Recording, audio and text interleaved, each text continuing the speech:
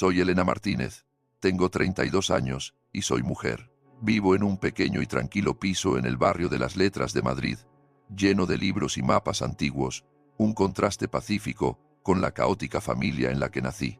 Mi trabajo como archivera en un museo nacional es mi santuario, un lugar donde la historia está perfectamente catalogada y la verdad, por antigua que sea, se preserva en tinta y papel.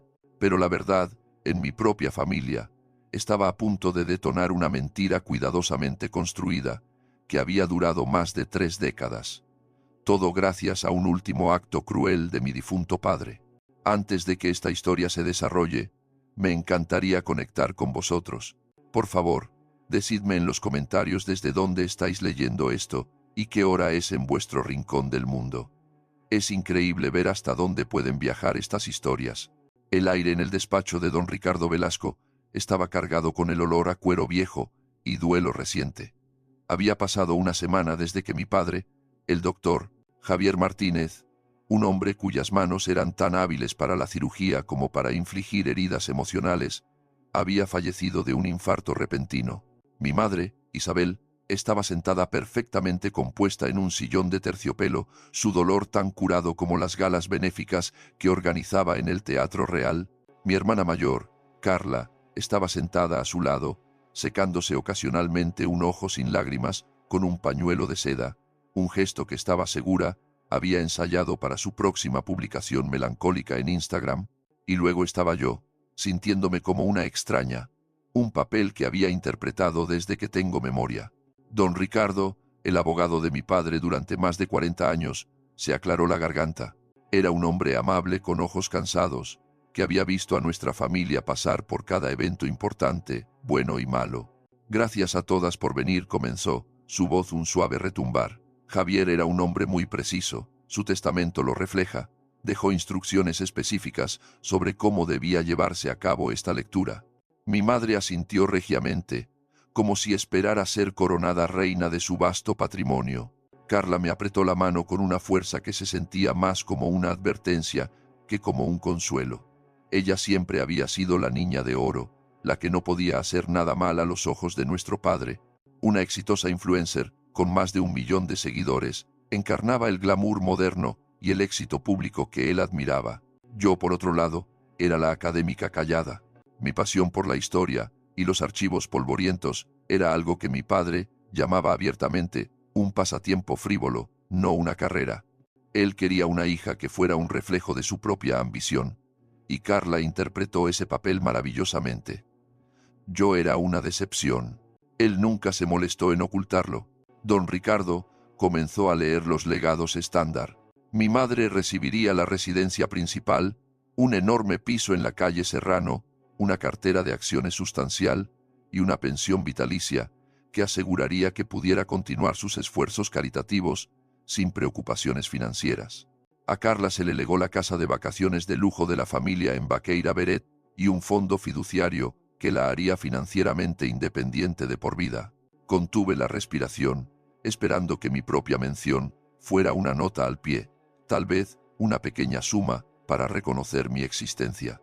Y ahora, dijo don Ricardo, haciendo una pausa para ajustarse las gafas, llegamos a la parte concerniente a Elena. Me miró con una expresión de genuina lástima, y mi estómago se retorció en un nudo frío. Las instrucciones de Javier aquí son poco convencionales. Respiró hondo.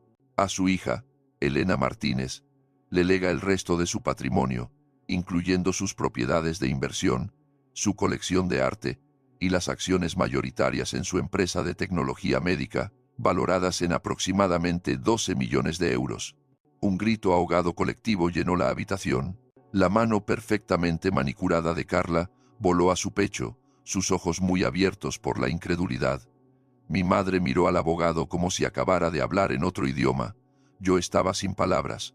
No tenía sentido. Este era un hombre que una vez me dijo que mi título universitario en historia valía menos que el papel en el que estaba impreso. ¿Por qué me dejaría la mayor parte de su fortuna? Don Ricardo levantó una mano para calmar la tensión creciente. Sin embargo, continuó, bajando la voz, esta herencia está supeditada a una condición específica. Leyó directamente del testamento, Su voz, adoptando el tono frío y clínico que conocía tan bien como el de mi padre. Este legado está condicionado a que Elena Martínez proporcione una prueba científica e irrefutable de su paternidad. Debe someterse a una prueba de ADN, administrada por un laboratorio independiente, para confirmar que es de hecho mi hija biológica. Solo al recibir un informe certificado que confirme una coincidencia paterna del 99,9%, los activos serán transferidos a su nombre. El silencio que siguió fue ensordecedor. Fue una bofetada desde más allá de la tumba. No era solo una condición, era una declaración pública de su duda. No solo había despreciado mis elecciones de vida, había cuestionado mi propia identidad, mi lugar en la familia. La humillación era una fuerza física, presionándome, robándome el aire de los pulmones. Las lágrimas ardían detrás de mis ojos, pero me negué a dejarlas caer, no delante de ellas. Mi madre fue la primera en hablar. Su voz, un susurro horrorizado. Javier, ¿por qué haría tal cosa? Es monstruoso. Pero había un destello de algo más en sus ojos. Algo que no pude descifrar del todo. Miedo. Carla, sin embargo, se recuperó rápidamente. Su sorpresa se transformó en una sonrisa engreída y compasiva. «Oh, Elena», cariño arrulló, su voz goteando falsa simpatía. «No te preocupes, es solo un trámite. Papá siempre fue tan minucioso. Todas sabemos que eres suya. Tienes sus ojos serios». Me palmeó el brazo, su toque sintiéndose como una marca de hierro. Era una actuación, y era para beneficio de mi madre. Pero yo sabía lo que realmente estaba pensando. Ella era la que se suponía que heredaría todo. Esto era solo un obstáculo extraño y temporal antes de que la fortuna fuera redirigida legítimamente a ella. El testamento establecía que si no se cumplía la condición, la herencia pasaría por defecto a ella. Por supuesto que lo haría. Don Ricardo explicó la logística. Se había designado un laboratorio de prestigio en Madrid.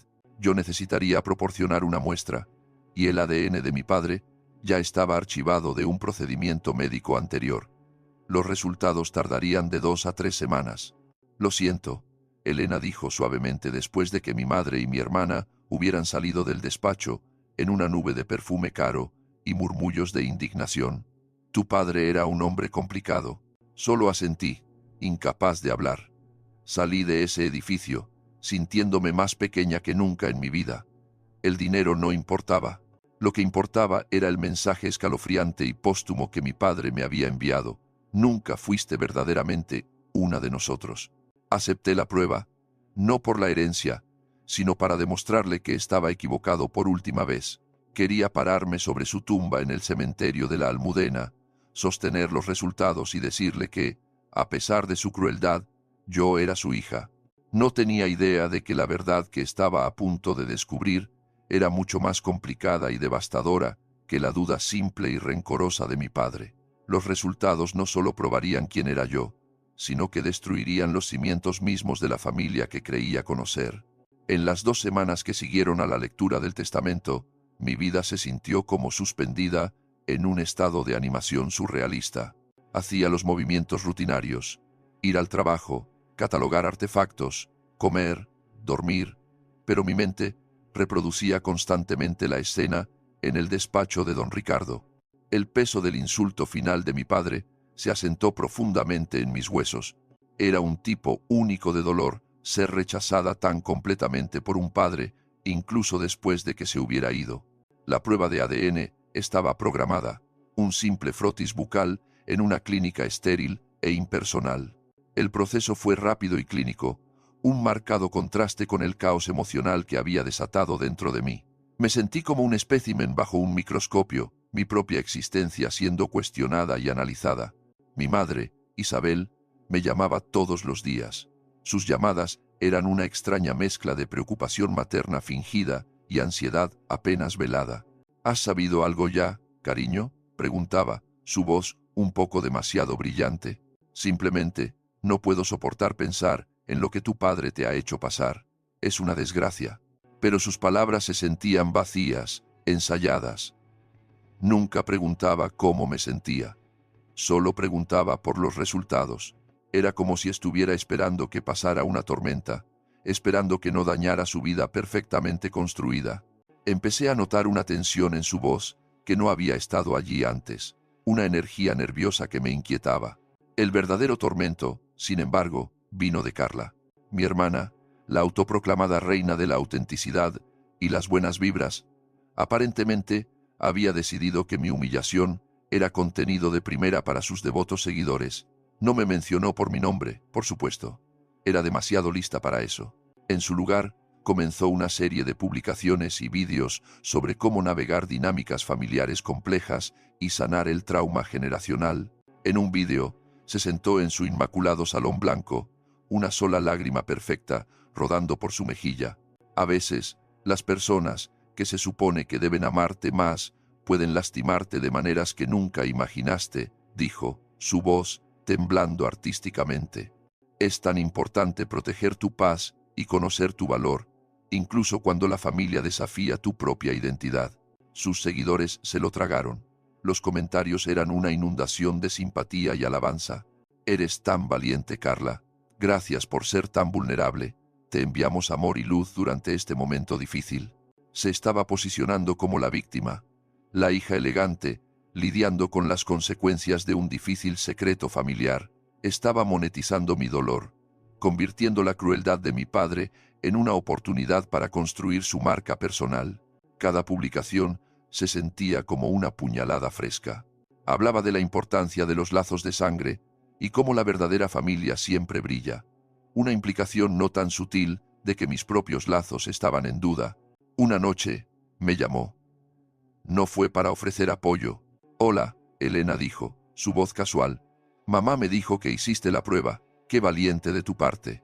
Podía escuchar la sonrisa burlona en su voz. Solo quería ver cómo estabas. Ya sabes, una vez que todo esto termine y las cosas se asienten, quiero que sepas que no hay presión. No tienes que sentirte incómoda por ello. ¿Incómoda por qué, Carla?, pregunté, mi voz plana. Bueno, ya sabes, dijo, suspirando dramáticamente. El dinero. Una vez que pase a mí por defecto, quiero decir, es una gran responsabilidad y sé que debe ser decepcionante para ti, pero me aseguraré de que estés cuidada. Estaba pensando en establecer un pequeño fondo para ti, algo para ayudarte con tu trabajito en el museo. La condescendencia era asombrosa. Ella ya había decidido el resultado. En su mente, yo no era la hija de mi padre, y la fortuna ya era suya. No solo estaba esperando los resultados, estaba celebrando una victoria que ni siquiera había sucedido todavía. Los resultados aún no han llegado, dije, mi mano apretándose alrededor del teléfono. Oh, lo sé, cielo, pero tenemos que ser realistas, ¿no? Papá no habría puesto esa cláusula en el testamento sin una razón. Debe haber sabido algo, o sospechado, al menos. Su voz bajó a un susurro conspirador. Entre tú y yo, creo que estaba tratando de proteger el legado familiar. Ya sabes lo importante que era nuestro apellido para él. Eso fue todo. Ese fue el momento en que mi ira latente hirvió y se convirtió en una rabia fría y dura. No se trataba del dinero, se trataba de su total falta de empatía, su alegre anticipación de mi caída. Ella veía esto, no como una tragedia familiar, sino como su coronación. Ella, la hija perfecta, finalmente estaba obteniendo lo que merecía, mientras yo, la impostora, estaba a punto de ser expulsada. Mi trabajito en el museo paga mis facturas, Carla, dije, mi voz peligrosamente tranquila. Y me ha enseñado una cosa, la historia tiene una manera de revelar la verdad, no importa cuánto tiempo haya estado enterrada. Deberías recordar eso. Colgué antes de que pudiera responder. La conversación me dejó temblando. Su crueldad era tan casual, tan profunda. No era solo mi hermana, era mi rival, y había estado esperando este momento toda su vida. Ella creía que tenía derecho al legado de nuestro padre, y ya estaba planeando cómo lo gestionaría. Y a mí, una vez que fuera oficialmente probada como una impostora, esa noche no pude dormir. Me senté en mi tranquilo piso, rodeada de los fantasmas del pasado, y sentí una resolución desconocida endurecerse dentro de mí. El testamento de mi padre estaba destinado a ser su último acto de control, una forma de humillarme desde la tumba. Carla lo estaba usando como un arma para consolidar su propio estatus como la elegida. Ambos esperaban que me derrumbara. Esperaban que fuera una nota al pie tranquila y triste en la historia de la familia Martínez. Pero me habían subestimado. Yo era archivera. Pasaba mis días tamizando documentos olvidados, reconstruyendo narrativas a partir de fragmentos del pasado. Mi padre me había entregado inadvertidamente un rompecabezas. Y mientras esperaba ese sobre del laboratorio, me prometí a mí misma que, sin importar lo que dijera, yo sería quien lo resolviera. La verdad venía, y tenía el presentimiento de que iba a ser mucho más dañina para ellos de lo que jamás podría serlo para mí.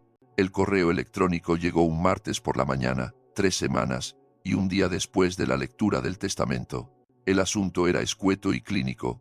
Resultados de prueba de paternidad, CASOM 70 y 8B4. Por un momento, solo lo miré fijamente, mi corazón martilleando contra mis costillas. Esto era todo. El sobre digital que contenía la respuesta a la pregunta que me había perseguido durante semanas. Mi dedo se cernía sobre el ratón. Una ola de náuseas me invadía. Parte de mí no quería saberlo. Era más fácil vivir con la duda que enfrentar una verdad que podría borrar mi identidad. Pero el recuerdo de la voz engreída de Carla y las llamadas ansiosas de mi madre me empujaron hacia adelante. Hice clic para abrirlo. El informe era un PDF simple lleno de jerga científica, porcentajes y marcadores genéticos. Me desplacé más allá de los datos técnicos, mis ojos buscando la conclusión. Y entonces, lo vi al final de la página, en texto negrita e inequívoco. Conclusión. El presunto padre, Javier Martínez, se confirma como el padre biológico del sujeto, Elena Martínez. La probabilidad de paternidad es del 99.998%. Una ola de alivio tan poderosa que casi me dobla en mi silla me invadió. Me reí. Un sonido crudo y ahogado. Yo era su hija. El último intento cruel de mi padre de repudiarme había fallado. Tenía la prueba. Finalmente, podía dejar atrás toda esta humillante, terrible experiencia. Mi primer instinto fue llamar a don Ricardo para reenviarle el informe y reclamar lo que era legítimamente mío. Imaginé la expresión en la cara de Carla, la sonrisa forzada que tendría que pegarse mientras me felicitaba. El pensamiento fue profundamente satisfactorio. Guardé el PDF en mi escritorio y estaba a punto de cerrar el correo electrónico cuando noté algo. Había un segundo archivo adjunto. Estaba etiquetado como informe suplementario, marcadores familiares. Ni siquiera lo había visto antes. Mi enfoque tan intenso en encontrar la conclusión principal, con la curiosidad despierta, hice clic para abrirlo. Este informe era diferente. Parecía ser un desglose más detallado de la comparación de ADN, no solo entre mi padre y yo, sino incluyendo una muestra de referencia. La muestra de referencia estaba etiquetada como sujeto B, hermana. Mi sangre se heló.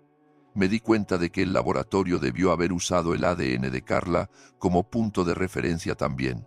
Mi padre, en su meticulosa crueldad, debió haber solicitado una comparación familiar completa para asegurar que no hubiera ambigüedades. Leí el texto, mis ojos escaneando los datos complejos.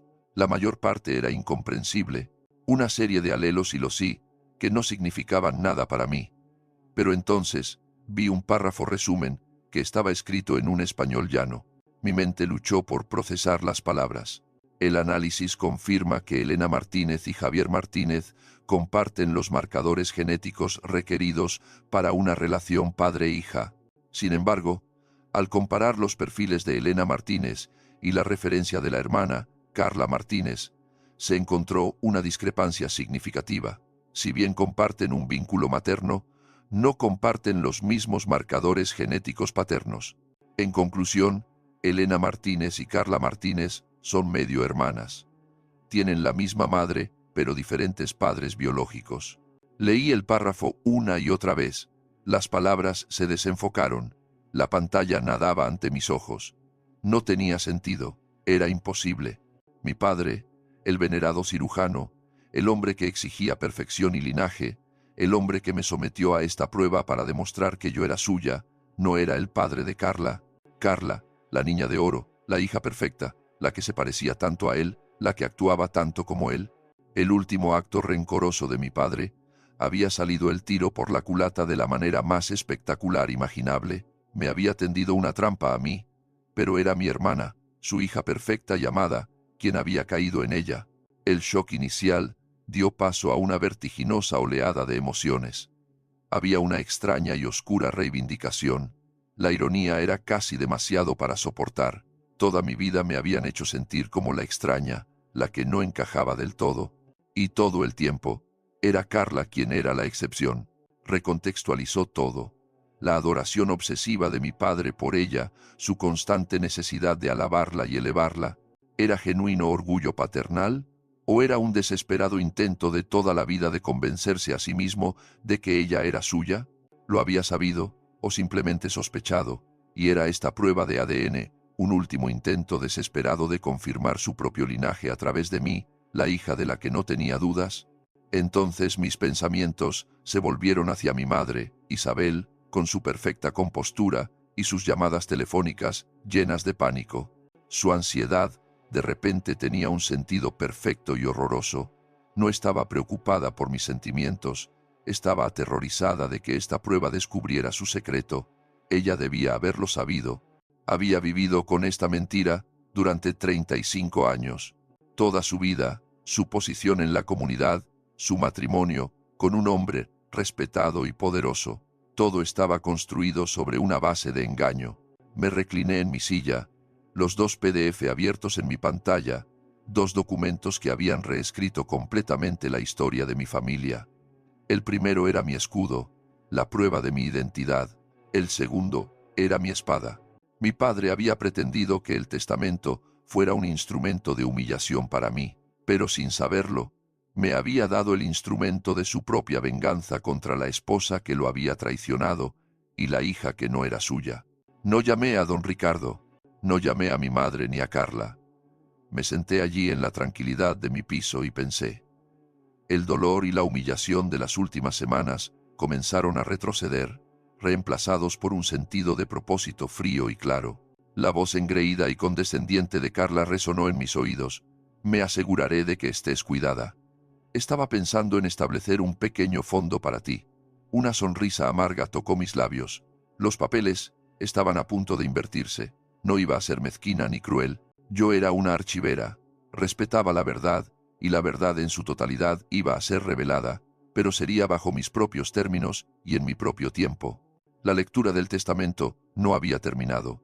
Iba a haber un segundo acto, y esta vez yo sería quien dirigiría la función. Los días posteriores al descubrimiento se sintieron como vivir en una realidad diferente.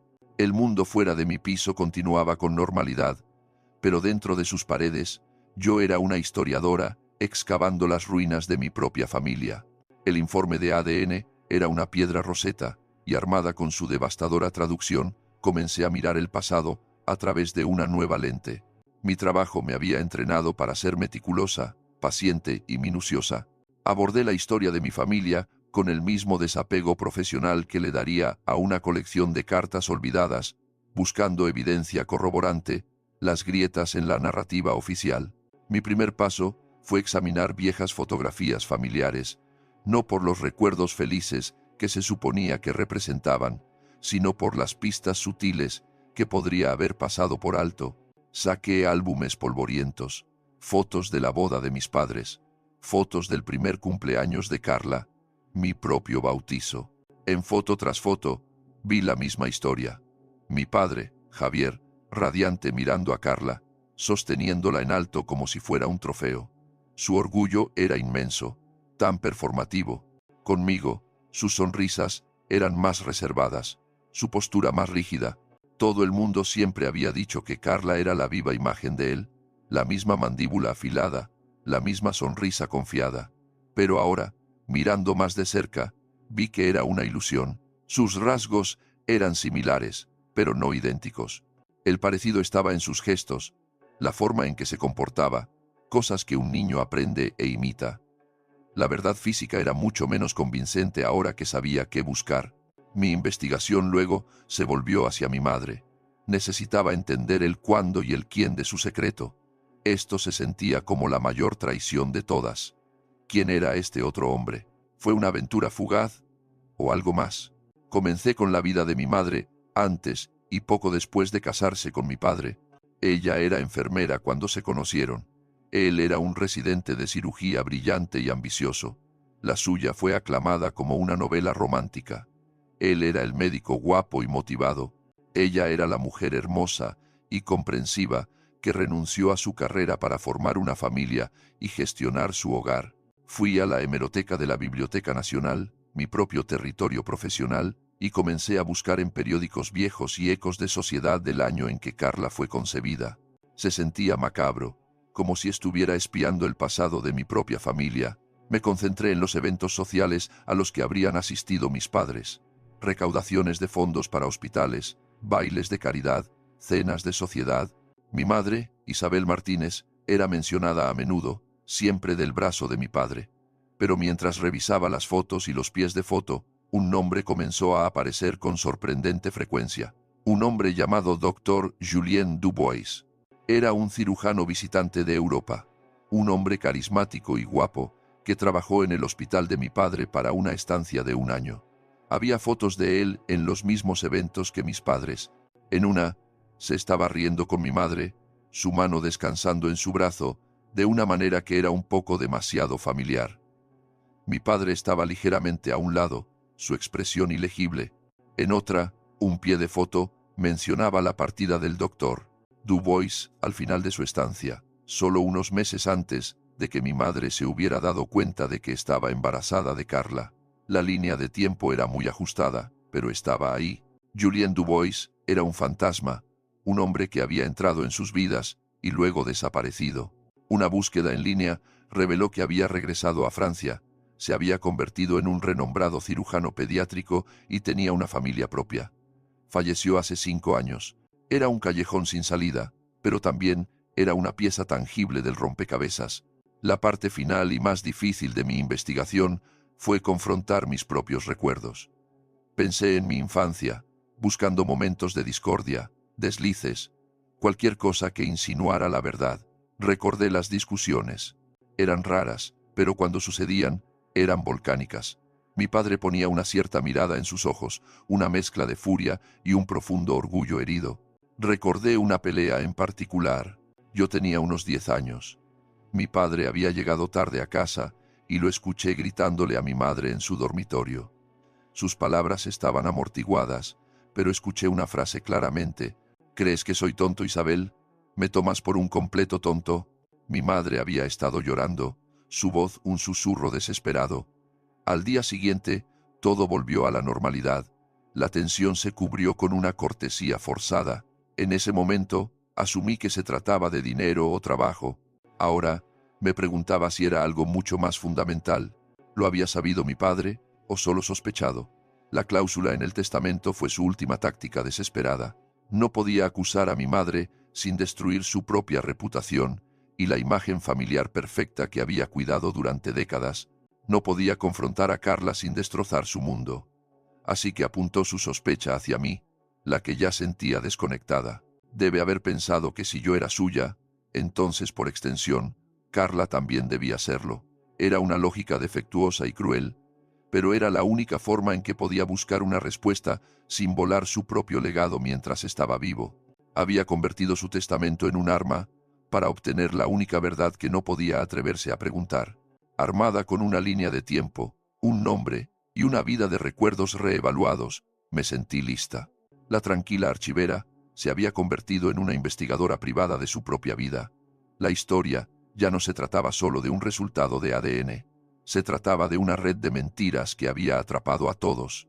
La traición de mi madre, la sospecha silenciosa de mi padre, el estatus inmerecido de Carla y mi propia vida, sintiéndome como una ciudadana de segunda clase en mi propio hogar. Todo estaba conectado. Guardé todos mis hallazgos, las copias digitales de las fotos, los recortes de periódicos, la línea de tiempo que había construido meticulosamente.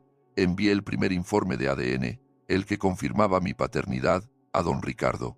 Simplemente escribí: encuentre adjunto el informe según las instrucciones del testamento. Me pondré en contacto en breve con respecto a la transferencia de activos. Deliberadamente omití el segundo informe. Ese no era para el abogado, era para mi familia. El escenario estaba listo. La evidencia estaba recolectada. Ahora todo lo que quedaba era la actuación, y sabía exactamente dónde y cuándo iba a tener lugar. Con la confirmación oficial de mi paternidad enviada a don Ricardo, la maquinaria legal comenzó a girar. Me llamó para felicitarme, su voz llena de genuino alivio. Me alegro mucho, Elena dijo. Nunca lo dudé por un momento, pero me complace que podamos dejar atrás este desagrado. El proceso de transferencia de activos comenzará de inmediato. Tardará unas semanas en finalizarse todo. De hecho, don Ricardo, dije, mi voz tranquila y firme, me gustaría poner una pausa en eso. Hay algunos asuntos familiares sin resolver. Me gustaría solicitar una reunión final en su despacho, con mi madre y mi hermana presentes. Piense en ello como una lectura de testamento suplementaria. Hubo una pausa al otro lado de la línea. ¿Una reunión? ¿Está todo bien, Elena? Todo lo estará, respondí. Programémoslo para el próximo viernes. Eso debería dar a todos suficiente tiempo para prepararse. Él estuvo de acuerdo, aunque con un toque de confusión en su voz. En el momento en que colgué, comencé mis preparativos. Esto no iba a ser un estallido emocional o una pelea a gritos. Mi padre era un hombre de precisión y lógica. Mi madre y mi hermana prosperaban en el drama y la percepción pública. Me reuniría con ellas en un campo de mi propia elección, uno de hechos fríos y duros. Durante la siguiente semana, operé como un director preparándose para la noche de estreno. Mi primera llamada fue a mi madre. Mamá, dije, mi tono neutral. Don Ricardo está organizando una reunión final el próximo viernes para repasar los detalles de la herencia. Necesita que tú y Carla estéis allí para firmar algunos papeles finales. Oh, por supuesto, cariño, dijo, el alivio, inundando su voz. Ella pensaba que había terminado. Los resultados llegaron entonces. Todo está bien, todo es como debería ser, dije, eligiendo mis palabras con cuidado. No era una mentira. Mi siguiente llamada fue a Carla. Contestó al tercer tono, su voz cortante. Elena, asumo que llamas para regodearte. En absoluto, dije suavemente. Te llamo para invitarte a una reunión final en el despacho de don Ricardo el viernes. Nos necesita a todas allí para finalizar el patrimonio. Se quedó en silencio, por un momento. Casi podía escuchar los engranajes girando en su cabeza, la decepción, luchando con su necesidad de mantener una fachada elegante. Bien, finalmente soltó. Estaré allí. Supongo que las felicitaciones están en orden. Debes estar encantada. Solo me alegra que la verdad haya salido a la luz, respondí, dejando que la ambigüedad de la declaración colgara en el aire. Con la reunión fijada, preparé mi presentación. Creé una carpeta simple y elegante para cada una de ellas. No iba a ser teatral, pero quería que la evidencia fuera innegable. Dentro de cada carpeta, coloqué 3 documentos cuidadosamente organizados. El primero era una copia del informe de ADN suplementario, el que mostraba que Carla y yo éramos medio hermanas. Resalté el párrafo de conclusión en amarillo. El segundo documento era una impresión de la línea de tiempo que había creado mostrando la beca del doctor Julien Dubois en el Hospital Cruzada con la fecha de concepción de Carla. El tercer y último documento era una colección de 3 fotografías que había escaneado de los viejos álbumes. La de mi madre riendo con el doctor Dubois, otra de mi padre mirando con esa extraña expresión herida y una comparación lado a lado de la foto profesional del doctor Dubois junto a una foto reciente de Carla. El parecido, una vez que sabías qué buscar, era asombroso. Tenían los mismos ojos. Pasé el resto de la semana en un estado de tranquila resolución. Fui a trabajar, sumergiéndome en el orden silencioso de los archivos. La historia de extraños era un consuelo, un recordatorio de que las historias de secretos y mentiras eran tan antiguas como el tiempo mismo. Mi propia historia era solo una de muchas, pero era mía para concluir. No quedaba rabia en mí, solo un profundo sentido de propósito. El testamento de mi padre había sido una prueba, pero no la que él pretendía. Fue una prueba de mi carácter. Me derrumbaría bajo la humillación, arremetería con ira, o manejaría la verdad con la dignidad y precisión que él, a su retorcida manera, siempre había valorado. La noche antes de la reunión, me senté en mi piso y miré a mi alrededor la vida que había construido para mí, una vida completamente separada del drama y la riqueza de la familia Martínez. Tenía mi carrera, mis amigos, mi tranquila independencia. Los 12 millones de euros eran una suma asombrosa, pero en ese momento se sentía secundaria. Lo que estaba a punto de reclamar era mucho más valioso que el dinero. Estaba reclamando mi propia narrativa. Estaba tomando la historia que habían escrito para mí, la historia de la decepcionante segunda hija, y la estaba editando con la tinta roja de la verdad. Dormí profundamente esa noche por primera vez en semanas. No estaba nerviosa, no tenía miedo. Yo era una archivera y simplemente iba a presentar el registro histórico. Las consecuencias serían suyas para gestionar, la humillación sería suya para soportar. Mi padre, en su búsqueda de una verdad que no podía enfrentar, me había dado el poder de desclasificar el secreto mejor guardado de la familia Martínez, y mañana, en ese despacho cargado y encuadernado en cuero, iba a publicarlo. La atmósfera en el despacho de don Ricardo era un marcado contraste con la primera reunión. El aire de dolor fingido se había ido, reemplazado por una tensión palpable. Mi madre y Carla estaban sentadas a un lado de la gran mesa de caoba, un frente unido de sonrisas forzadas y atuendos caros. Carla estaba desplazándose por su teléfono, probablemente revisando la interacción en su última publicación sobre elevarse por encima de la negatividad familiar. Mi madre seguía alisando su ya perfecta blusa de seda, sus movimientos agudos y ansiosos.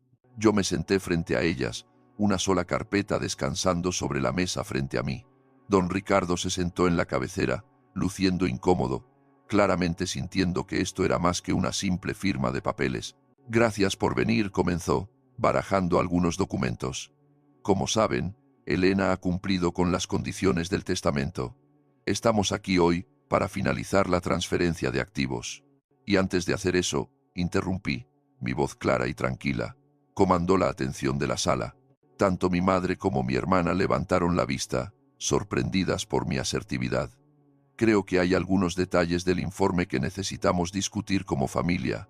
Carla soltó un bufido, un pequeño sonido feo. ¿Qué más hay que discutir? Ganaste, te llevas el dinero, solo firma los papeles para que todos podamos seguir con nuestras vidas. Esto no se trata del dinero, Carla dije, mis ojos clavándose en los suyos. Esto se trata de la verdad. Papá quería la verdad después de todo. Por eso nos hizo pasar a todos por esto, ¿no? Deslicé 2 carpetas sobre la mesa. Una frente a mi madre, una frente a Carla. Creo que esto os pertenece.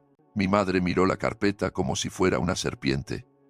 Carla, sin embargo, abrió la suya con un movimiento de muñeca, su expresión de aburrimiento y molestia. Sus ojos escanearon la primera página, el informe de ADN resaltado. Vi cómo el color desaparecía de su cara. Su perfecta compostura de influencer se hizo añicos en 1.000.000 de pedazos.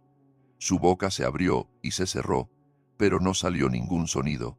Miró del papel a mí, sus ojos muy abiertos por el horror y la incredulidad. Mi madre, al ver la reacción de Carla, buscó torpemente abrir su propia carpeta. Sus manos temblaban tan violentamente que apenas podía levantar la página. Leyó la conclusión, y un gemido bajo y gutural escapó de sus labios. Se desplomó en su silla, su cara una máscara de total devastación. El secreto que había protegido durante 35 años yacía expuesto en la superficie pulida de la mesa. ¿Qué? ¿Qué es esto? Tartamudeó finalmente Carla, su voz un susurro. Esto es una broma. Es falso. Es el informe suplementario del mismo laboratorio acreditado, dije uniformemente. Papá no solo probó mi paternidad, en su minuciosidad solicitó una comparación familiar completa. Quería estar absolutamente seguro, y ahora lo estamos. Tenemos la misma madre, Carla, pero no tenemos el mismo padre. Les di un momento para dejar que las palabras se asimilaran antes de continuar. Pasad la página. Los dedos temblorosos de Carla pasaron a la línea de tiempo. Vio el nombre, Julien Dubois.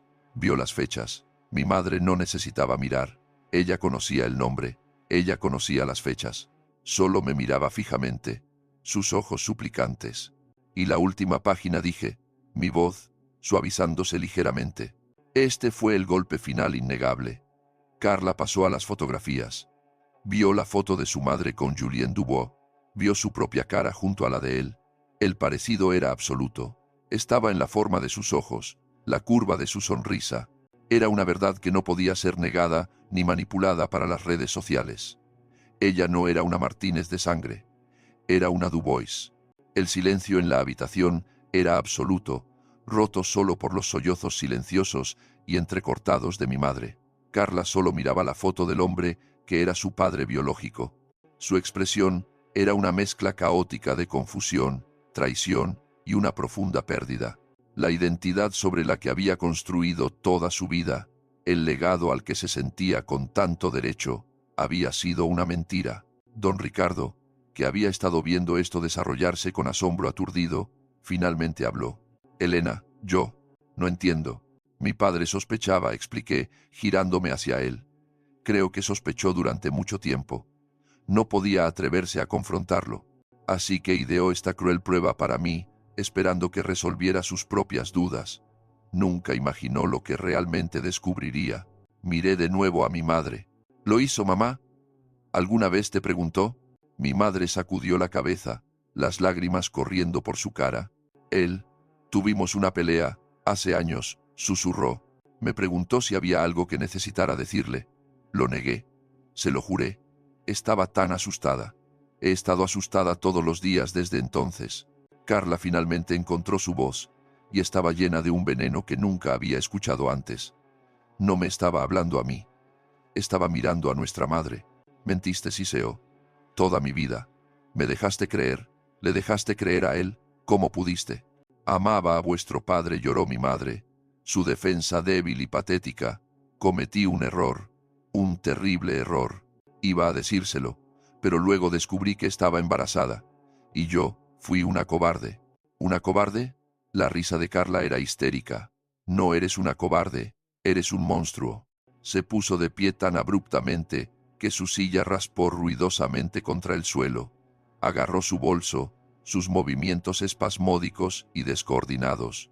No me miró mientras salía, no miró a nadie. Simplemente huyó, dejando su carpeta, toda su historia robada, detrás de ella en la mesa. Mi madre permaneció llorando en sus manos. Don Ricardo, para su crédito, miró con simpatía, pero no dijo nada. La habitación estaba pesada con los restos de un naufragio familiar. Me puse de pie. Don Ricardo, dije, mi voz firme de nuevo. Como única heredera biológica confirmada de Javier Martínez, quiero hacer algunas enmiendas a mi herencia. Mi madre levantó la vista, sus ojos llenos de lágrimas muy abiertos por el miedo. Probablemente pensó que iba a dejarla sin nada. Quiero establecer un fideicomiso, continué, para la educación y el bienestar de cualquier hijo que Carla pueda tener. Son, después de todo, mis sobrinos o sobrinas. Son inocentes en todo esto. Hice una pausa. En cuanto al resto, tomaré el control total del patrimonio como mi padre pretendía. El legado de los Martínez, resulta, es mío para gestionar. Dejé a mi madre sollozando en ese despacho. Mientras salía al sol brillante de la tarde madrileña, no me sentí triunfante. No sentí alegría. Me sentí tranquila. La tormenta había pasado.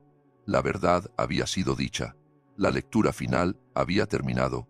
Y por primera vez en mi vida, era libre. Las secuelas de esa reunión no fueron un evento explosivo repentino, sino un desenlace lento y silencioso. Las ondas de choque se extendieron a través de lo que quedaba de nuestra familia, alterando el paisaje para siempre. Carla desapareció durante 2 semanas. Sus redes sociales se oscurecieron. Su 1.000.000 de seguidores se quedó con una última publicación alegre sobre su marca favorita de temacha, un fantasma de una vida que ya no existía.